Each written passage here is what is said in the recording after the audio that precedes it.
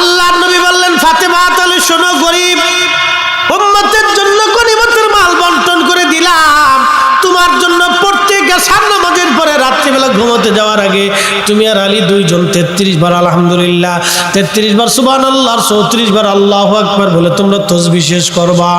আল্লাহ রাব্বুল আলামিন তোমার ঘরের মধ্যে কোনোদিন অভাব রাখবে না।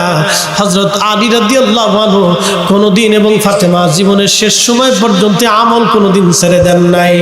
এমনকি ইন্তেকালের আগ মুহূর্ত পর্যন্ত, রজনী পর্যন্ত হযরত আলী এবং ফাতেমা আমল তিনারা ছেড়ে দেন নাই। একবার আওয়াজ তুলে বলা যাবে কি মারহাবা। একটু কল্পনা করেন, গরিব উম্মতের চিন্তায় নবীজি ফাতেমাকে খাবার পর্যন্ত দেয় নাই। এখান থেকে বুঝে যান যে আল্লাহর নবী আমাদেরকে কিভাবে ভালোবাসতেন। বড় আফসোস, আমরা উম্মত রসুলকে কিছু দিতে পারি না, আমরা উম্মত হয়ে নবীকে কিছু দিতে পারি না, কিচ্ছু দিতে পারি। তা আপনাদের কাছে অনুরোধ করুন, রসুল করিমের সুন্নাহগুলি বেছে বেছে মানবেন। 63 বছরের পুরা জীবনের আদর্শটা মেনে চলবে। 63 বছরের পুরা জীবনটাই রসুলের আদর্শ এবং আমাদের জন্য অনুসরণীয়, অনুকরণীয়। 63 বছরের জীবন।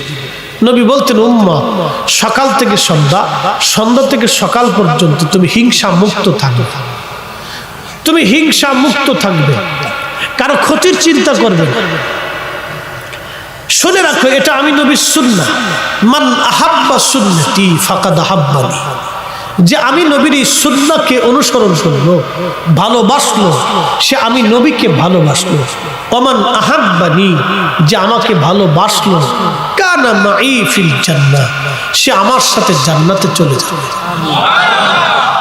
আহা, ও নবীর উম্মত, সকাল থেকে সন্ধ্যা, সন্ধ্যা থেকে সকাল, বিকলবিন সালিম, হৃদয়টাকে পরিশুদ্ধ করবেন। তাসকিয়াতুন নফস, তাসাউফের প্রথম সবকের নাম তাসকিয়াতুন নফস, আত্মশুদ্ধি, আত্মাকে পরিশুদ্ধ করা, নিজের নফসকে কন্ট্রোল করা, হিংসা মুক্ত রাখা, রিয়া মুক্ত রাখা, অহংকার মুক্ত রাখা, অহমিকা মুক্ত রাখা, কামনা বাসনা এগুলি থেকে নিজের নফসকে কন্ট্রোল করা, মুক্ত রাখা। এটা যে করতে পেরেছে সে প্রকৃত আল্লাহর নবীর সুন্নাহ জীবনে পালন করতে পেরেছে।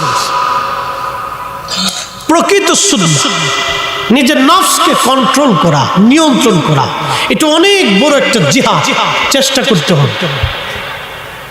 এটা অনেক বড় জিহাদ আমাদের জীবনে চেষ্টা করতে হবে।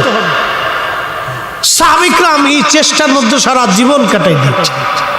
আরে আবু বকর সিদ্দিক রাদিয়াল্লাহু তাআলা আনহুর দরবারে তার গোলাম খাবার নিয়ে আসছে, তো উনি খাবার খেয়ে ফেলে দিলেন। খাবার খেয়ে ফেলে দেওয়ার পরে প্রত্যেকদিন জিজ্ঞেস করে, তা আজকে ক্ষুধার কারণে জিজ্ঞেস করে, তা জিজ্ঞেস করলেন গোলাম কোথার থেকে আনছো? বলে অমুক গণকের কাছ থেকে আনছে। বলে সর্বনাশ করছো কি? গলার মধ্যে আঙ্গুল ঢুকেই দিলে। বমি আসে না, আসে না। সাহাবায়ে কেরাম বলেন, আমিরুল মুমিনিন, আপনি তো মারা যাবেন। হযরত আবু বকর বলেন, আমি যদি মরে যাই তাহলে ভালো, আর যদি খাবার বের হয়ে যায় তাও ভালো। খাবার হজম হওয়ার আগে আমাকে হয় মরে যেতে হবে, আর না হয় খাবার বের করে ফেলে দিতে হবে। হালালের প্রতি কোনো বান্দার যদি অপরিসীম ঝোঁক থাকে তাহলে বুঝবেন এটা সাহাবায়ে কেরামের আদত, সাহাবায়ে কেরামের চরিত্র, রাসূল করিমের চরিত্র। একসাথে বলা যাবে না মারহাবা? আবু বকর সিদ্দিক রাদিয়াল্লাহু আনহু গলার ভিতরে আঙ্গুল ঢুকিয়ে দিলেন। ঢুকিয়ে দেওয়ার পরে বমি করে খাবার ফেলে দিলেন। তারপরে তিনি সেই খাবারটা রাখেন নাই পেটের মধ্যে। কারণ কি? ওই খাবারটা গণকের খাবার ছিল। আল্লাহর নবী বলছেন, উম্মত গণকের খাবার কুকুরের বিষ্ঠার মতো। কুকুর খাবার খাওয়ার পরে যেটা বমি করে ফেলে দেয় এটা হলো বিষ্ঠা। গণকের বাড়ির খাবার হলো কুকুরের বিষ্ঠার ভিতর মতো। যারা হাত দেখে গণনা করে আপনার ভাগ্য গুনে দেয়, এদের খাবার কখন আপনি খাবেন না। এটা কুকুরের বিষ্ঠার মতো হারাম। আল্লাহ পাক এই হারাম থেকে আমাদেরকে বাঁচায় রাখুক, বলে না আমিন। মোহতারাম, এটা অনেক দামি ইবাদত, চেষ্টা করবেন আপনারা। প্রিয় নবীর উম্মতেরা, কি এমন আমাদের জীবনে করেছি আমরা কিছুই করতে পারি নাই রাসূল কারীমের জন্য? আল্লাহর হাবিবের জন্য আমাদের তেমন কিছুই করার নাই, তেমন কিছুই আমরা করতে পারি নাই।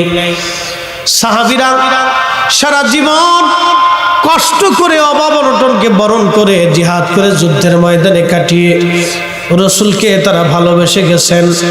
নবীর দরবারে একজন সাহাবীর কথা আপনাদেরকে না বললেই নয়। একজন সাহাবীর নাম ছিল, তার নাম হযরতে জুলাইবিব রাদিয়াল্লাহু আনহু। নবীজির একজন ছোট্ট সাহাবী ছিলেন, তার নাম জুলাইবিব। আমাদের দেশে কিছু মানুষ আছে দেখবেন বামন বেঠে, একবারে ছোট ছোট দেখবেন কিছু মানুষ আছে বামন। এই বামনদেরকে নিয়ে আমাদের সমাজে হাসি তামাশা হয়, দেখবেন তাদেরকে নিয়ে মানুষ মানে মস্করা করে, সার্কাসে দেখানো হয়, খেলাধুলা করে হাসি তামাশা করে।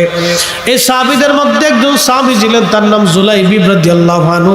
এই সাহাবী ছিলেন বামন বেঠে। এই সাহাবী রাসূল